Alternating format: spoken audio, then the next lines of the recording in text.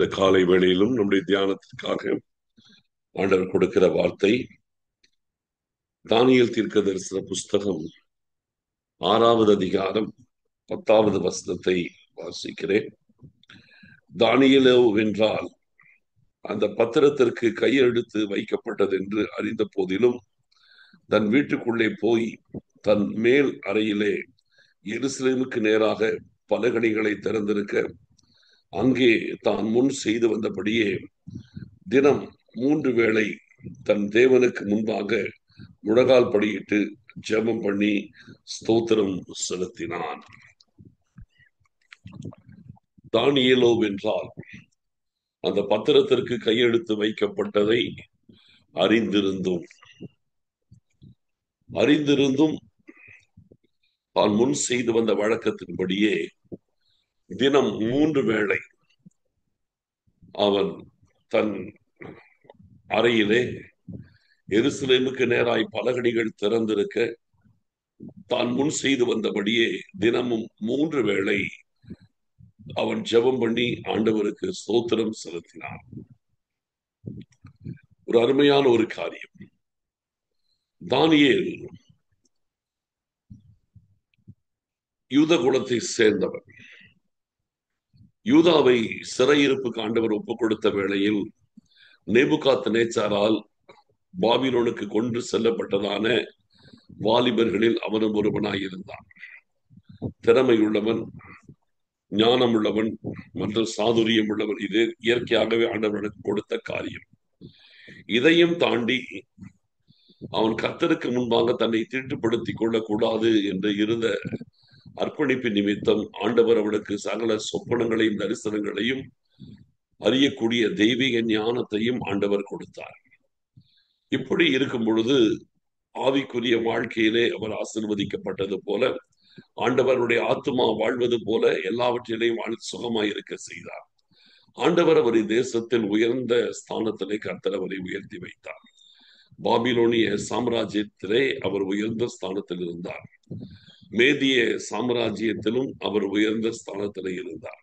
பெர்சிய சாம்ராஜ்யம் வந்த பொழுதும் அவருடைய காரியம் ஜெயமாகவே இருந்தது. இப்போ தானியேல் இந்த இடத்துல பார்க்கும் பொழுது மேதிய சாம்ராஜ்யம் நடந்து கொண்டிருக்கிறது. தரியு என்கிற ஒரு ராஜா அரசாட்சி செய்து கொண்டிருக்கிறார்.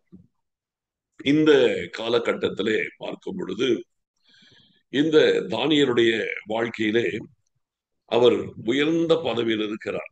தேசத்தை ஆளுவதற்கு தேசாதிபதிகள் என்று சொல்லி 120 பேர் அங்கே தரியு ராஜாவினால் ஏற்படுத்தப்பட்டார்கள். அவர்களுக்கு மேலாக 3 பிரதானிகள் என்ற ஸ்தானத்திலே 3 பேர் இருந்தார்கள். அந்த 3 பேரில் தானியேல் ஒருவனாக இருந்தார்.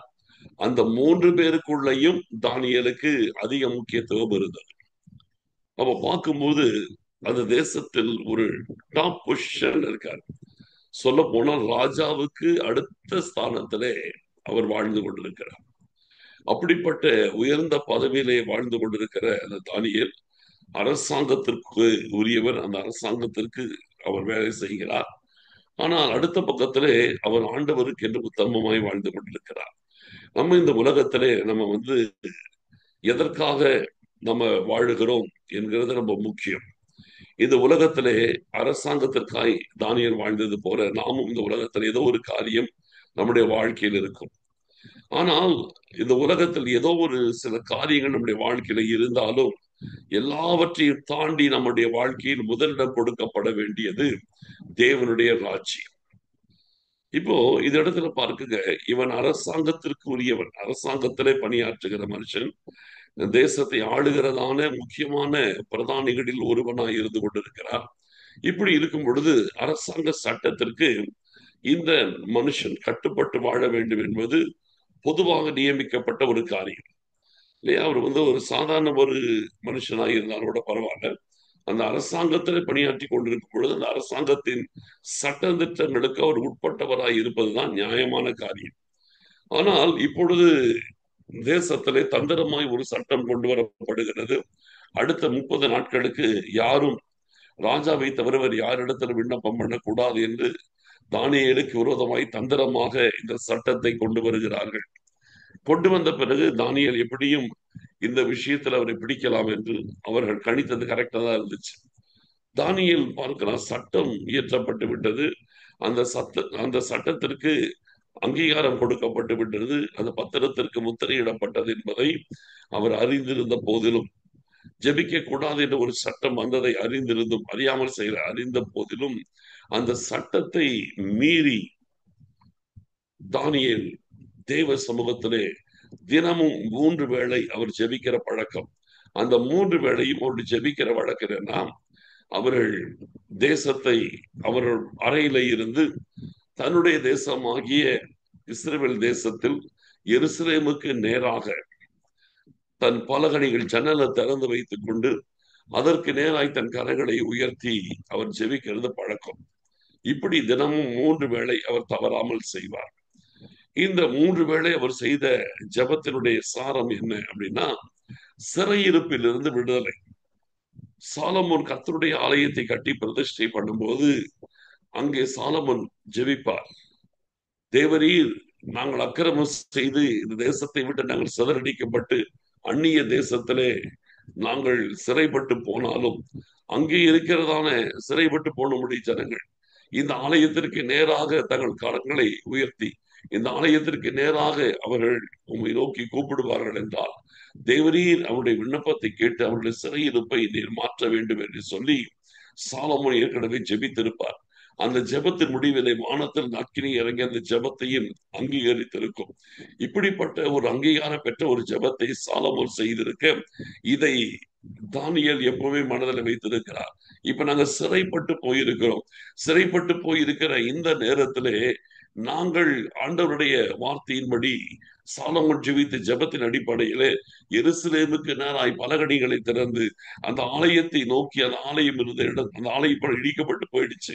ஆனாலும் அந்த ஆலயம் இருந்ததால் இந்த பகுதிக்கு நேராக தன் கரங்களை விரித்து ஆண்டவரை நோக்கி ஜெபித்து ஆக வேண்டும் என்கிறதில் அவர் தீவிரமாக இருக்கிறார். நல்லா கவனிக்கணும், சிறையிருப்பிலிருந்து மீட்கப்படும்படியான ஒரு ஜெபம். இந்த ஜெபத்தை ஒரு நாளைக்கு 3 விசை தவறாமல் செய்கிறார். எந்த காலகட்டத்திலே தடை சட்டம் வந்திருக்கிறது, ஜெபிக்க முடியாதபடி ஒரு தடை சட்டம் கொண்டு வரப்பட்டிருக்கிறது. அந்த தடை சட்டம் கொண்டு வரப்பட்டது என்பதை அறிந்தும் கூட அவர் முன் செய்து வந்தபடியே அவர் வீட்டின் அறை கதவை மூடியிருக்கலாம், ஜன்னலை மூடி இருக்கலாம், மூடி வைத்து விட்டு அவர் தனியாக ரகசியமா ஜெபிச்சிருக்கலாம். ஆனால் அவர் முன் செய்து வந்தபடியே அவர் அந்த வீட்டின் பலகணிகளை திறந்து வைத்துக் கொண்டு, எல்லாரும் பார்க்கிற விதமாகவே பலகணிகளை திறந்து வைத்துக் கொண்டு அவர் தினமும் 3 வேளை தன்னுடைய ஜெபத்தை அவர் தொடர்ந்து செய்திருக்கிறார். அப்ப இது வந்து எதை குறிக்கிறது? இந்த இடத்துல இப்படி ஒரு ஜெபம் செய்தால் அவருடைய உயிருக்கே ஆபத்து என்கிறதும் சட்டத்தில் இருக்கிறது. ஆனாலும் கூட அதையெல்லாம் கவலைப்படாம தைரியமாய் அவர் இந்த ஜெபத்தை செய்ய காரணம் என்னன்னா, என் வாழ்க்கையில என்னத்தை நான் செய்யாம இருந்தாலும் செய்தாலும் செய்யாவிட்டாலும் ஜெபிக்காமல் மட்டும் என்னால் இருக்க முடியாது என்பதுதான் தானியேலுடைய இந்த இடத்துல அவருடைய செய்கையின் அடையாளமாக இருக்கிறது. என்ன வந்தாலும் சரி. அப்போ தானியேல் விஷயத்துல அந்த 6ஆம் அதிகாரத்தை கவனிச்சு பாத்தீங்கன்னா, தானியேலுக்கு விரோதமாய் அந்த 122 பேர், 120 தேசாதிபதிகள், 3 பேர், 2 பிரதானிகள், ஆக மொத்தத்தில் 122 பேரும் தானியேல் மேல் எரிச்சலா இருக்கிறாங்க. தானியேல் உயர்த்தப்பட்டதை குறித்து பொறாமை அடைஞ்சிருக்கிறாங்க. இவனை எப்படியாக வீழ்த்த வேண்டும் என்று நினைக்கிறாங்க. அவர்களுக்கு எந்த வாய்ப்பும் கிடைக்கல. கடைசியில தன் தேவனுடைய காரியத்துலதான் இவனை குற்றப்படுத்த முடியும் என்பதை உணர்ந்து இந்த சட்டத்தை ராஜாவினிடத்திலே அவர்கள் ஒரு வஞ்சகமான எண்ணத்தோடு இந்த சட்டத்தை கொண்டு வர வைக்கிறாங்க. இப்போ பாருங்க, இப்படி ஒரு தடை சட்டம் இருந்தாலும் கூட தானியேலோட லைஃப்ல ஒண்ணு மட்டும் தெரியுது, ஜெபிக்காமல் என்னால் இருக்க முடியாது. தடை சட்டமே வந்தாலும் கூட, நான் அரசாங்கத்துல பணியாற்றி கொண்டிருக்கிற நபராய் இருந்தாலும் கூட, நான் இது சட்டம் உலகத்துல இருக்கிற அரசாங்கத்திற்கு இருக்கிற சட்டத்திற்கு நான் உட்பட்டவனாய் இருந்தாலும், என் தேவனுக்குரிய காரியத்தில் வரும் பொழுது நான் ஒருபோதும் சட்டத்திற்கல்ல, என் ஆண்டவருக்கே நான் முக்கியத்துவம் கொடுப்பேன். என்னால ஜெபிக்காமல் இருக்க முடியாது, என்னால் ஆண்டவரை தேடாமல் இருக்க முடியாது. என்னதான் எனக்கு விரோதமாய் சட்டத்தை கொண்டு வந்து என்னை வீழ்த்த நினைச்சாலும் சரி, என்னுடைய ஆண்டவருக்காக நான் இருக்க வேண்டும், அவரோடு பேச வேண்டும். சட்டம் எனக்கு முக்கியம் அல்ல, என் ஆண்டவர் எனக்கு முக்கியம். ஜெப ஜீவிதம் எனக்கு முக்கியம். ஜெபிக்காமல் என்னால் இருக்க முடியாது. ஆண்டவரோடு பேசாமல் என்னால் இருக்க முடியாது. ஆண்டவரை துதிக்காமல் இருக்க முடியாது. ஆண்டவரை ஸ்தோத்தரிக்காமல் என்னால் இருக்க முடியாது. ஆண்டவருக்கு முன்பாய் என்னுடைய மற்றும் என்னுடைய முற்பிதாக்களின் பாவங்களை அறிக்கை செய்து ஒப்புக் கொடுத்து தாழ்த்தாமல் இருக்க முடியாது. என்னால் கர்த்தரை தேடாமல் இருக்க முடியாது. என்ன வந்தாலும் சரி, என்னால் கர்த்தரை தேடாமல் இருக்க முடியாது. இதுதான் தானியேலுடைய வாழ்க்கையினுடைய அடையாளம். இன்னைக்கு நம்முடைய வாழ்க்கையில சொல்றேன், என்ன வந்தாலும் என் ஆண்டவரை மாத்திரம் தேடாமல் என்னால் இருக்க முடியாது என்கிற ஒரு மனநிலைமை தேவ பிள்ளைகளுக்கு வேண்டும். எந்த காரியம் என்னை தடை செய்ய முடியாது. பாவம் என்னை தடுக்க முடியாது. வியாதி என்னை தடுக்க முடியாது. உலகத்தில் இருக்கிற மனுஷர்கள் என்னை தடுக்க முடியாது. அந்தகார ஆவிகள் என்னை தடுக்க முடியாது. எதுவும் என்னை தடுக்க முடியாது. ஆண்டவருக்கு என்று என்னை அர்ப்பணித்திருக்கிறேன். என்னால் ஜெபிக்காமல் இருக்க முடியாது. கர்த்தரை தேடாமல் என்னால் இருக்க முடியாது. இந்த மனநிலைமை ஒவ்வொரு தெய்வ பிள்ளைகளுக்கும் கண்டிப்பா இருக்கணும். கர்த்தரை தேடாமல் என்னால் இருக்க முடியாது. ஆண்டவருக்காக வாழாமல் என்னால் இருக்க முடியாது. ஆண்டவர் தான் எனக்கு முக்கியம். ஆண்டவர் எனக்கு முக்கியம். என் உயிரை பார்க்கிலும் என் ஆண்டவர் எனக்கு முக்கியம்.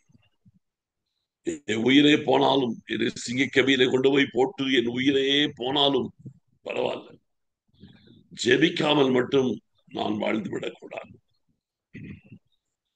கர்த்தருக்காய் வாழ்ந்து ஜெபித்து சாகிறது மேல், நான் ஜெபிக்காமல் வாழ்வதை விட ஜெபித்து சாகிறது மேல் என்கிற மனநிலைமைக்குள் தானியேல் வந்து விடுகிறார். யோசிச்சு பாருங்க, கர்த்தரை தேடாமல் ஜெபிக்காமல் வாழ்வதை விட ஜெபித்து தேவ பிரசனத்துல இருந்து விட்டு அதன் பிறகு மரித்த கூட பிரச்சனை இல்லை என்ற முடிவுக்கு வந்துட்டார். ஆனாலும் ஆண்டவர் அப்படிப்பட்ட வைராக்கியம் உள்ளவர்களுக்கு ஆண்டவர் என்றைக்கும் துணை நிற்கிறார் என்பதில் எந்த சந்தேகமும் இல்லை. தானியேல் விஷயத்தில் ஆண்டவருடைய கரம் கூட இருந்தது. ஆண்டவர் பாதுகாத்தார். சிங்கத்திற்கும் பாதுகாத்தார். சிங்க கபீர தூக்கி போடப்பட்ட பொழுதும் பாதுகாக்கப்பட்டார். எல்லா சூழ்நிலைகளும், அந்த பொறாமையுள்ள மனுஷர்களுக்கு முன்பாக அவர் பாதுகாக்கப்பட்டார். எல்லா சூழ்நிலைகளிலும் ஆண்டவர் அவரை காத்துக் கொண்டார். காரணம் என்னன்னா, என்னால் ஜெபிக்காமல் இருக்க முடியாது. எதை விட்டாலும் நான் விட்டுருவேன், ஆனால் ஜெபிக்காமல் மட்டும் என் வாழ்க்கையை நான் நடத்தவே மாட்டேன். இதுதான் நம்ம வாழ்க்கையில் இருக்க வேண்டிய ஒரு ஆழமான ஒரு தீர்மானம். என்னால் ஜெபிக்காமல் இருக்க முடியாது. என்னை ஆண்டவரை தேடாமல் என்னால் வாழ முடியாது. இந்த அர்ப்பணிப்பு மீத தாகமும் நம் ஒவ்வொருவருக்குள்ளும் காணப்படும். என் ஆண்டவருக்காக நான் இருப்பேன். என் ஆண்டவரை விட எனக்கு முக்கியமானது எதுவும் இல்லை. என் ஆண்டவரை விட மேலானது எனக்கு எதுவுமே இல்லை. இது நான் தெளிவாகி நான் ஆண்டவருக்காக நிற்க வேண்டும். இந்த அர்ப்பணிப்பு தான் ரொம்ப முக்கியம். ஜெபிக்கலாம். ஸ்தோத்திரம் ஆண்டவரே, எங்கள் அருமையான பரிசுத்தம் உள்ள பிதாவே, தேவரீர் உம்முடைய கரத்தில் எங்களை ஒப்புக் கொடுக்கிறோம். ஆண்டவரே, தேவரீர் உம்முடைய கிருபையினால் எங்களை அழைத்தவரே, எங்களுக்கு உண்மையுள்ள தேவன், எங்களை எவ்வளவாய் ஆசீர்வதிக்கிறவர், உயர்த்துகிறவர், நடத்துகிறவர். அதற்காக ஸ்தோத்திரம். இந்த நேரத்தில் ஆண்டவரே, எங்களுக்கு விரோதமாய் சட்டமே கொண்டு வரப்பட்டால் உம்மை தேடுவதற்கான பூரண தடை எத்தனை விதங்களிலே சத்துரு கொண்டு வந்தாலும் அதையெல்லாம் தாண்டி நாங்கள் செபிக்கிறவர்களாய், தேடுகிறவர்களாய் இருக்க எங்களுக்கு உதவி செய்யப்பா. பிசாசு எந்தெந்த விதங்களில் எல்லாம் எங்களை தாக்க நினைத்து, எப்படியெல்லாம் எங்கள் ஜெப வாழ்க்கை கெடுக்க நினைத்தாலும் ஒரு காரியத்திற்கும் நாங்கள் இடம் கொடுக்க மாட்டோம். எங்களை தாழ்த்தி அர்ப்பணிக்கிறோம் அப்பா. எல்லாவற்றையும் நாங்கள் ஜெயித்து ஜெபிக்க கர்த்தர் கிருபை செய்வதற்காய் சோத்திரம், நன்றி செலுத்துகிறோம். ஆண்டவரே, நாங்கள் சோத்தரிக்கிறோம், சோத்தரிக்கிறோம், சோத்திரம். சகல துதிகன மகிமை யாவற்றை நாங்கள் உமக்கு செலுத்துகிறோம். இயேசு கிறிஸ்துவின் மூலம் ஜெபிக்கிறோம் நல்ல பிதாவே. ஆமென், ஆமென். என் ஆத்மாவே கர்த்தரை சோதரி, என் முழு உள்ளமே அவருடைய பரிசுத்த நாமத்தை சோதரி. என் ஆத்மாவே கர்த்தரை சோதரி, அவர் செய்த சகல பகாரங்களை மறவாதே. ஆமென்.